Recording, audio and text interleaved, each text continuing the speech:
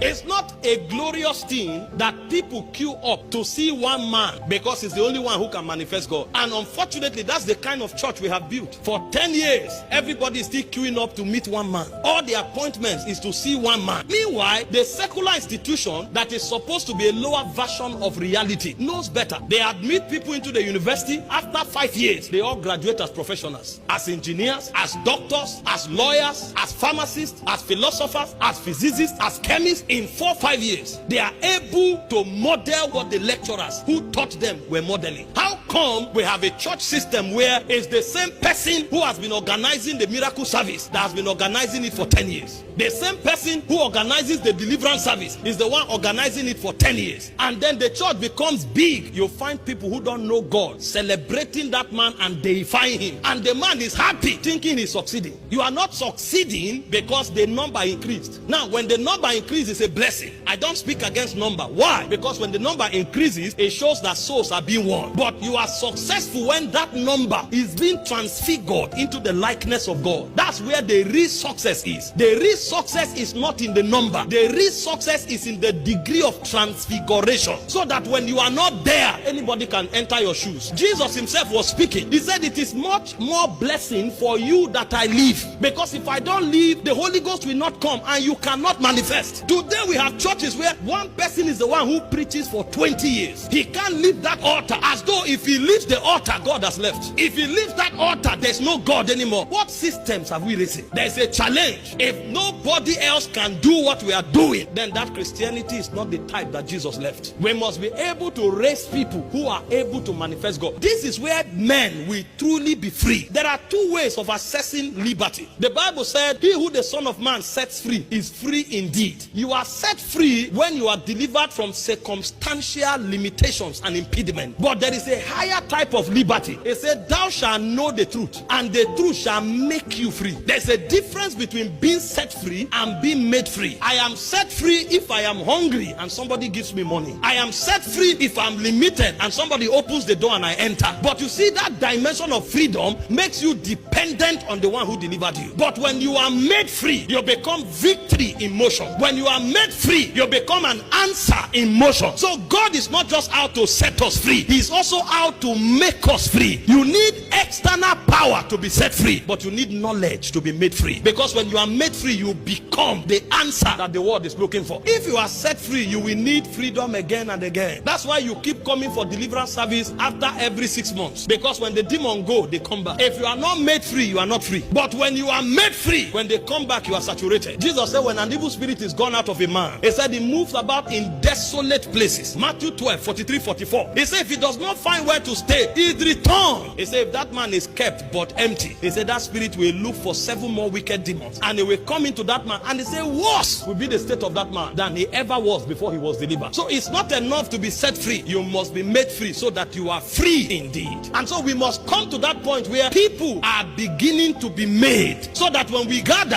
our gathering becomes a convergence of the different dimensions of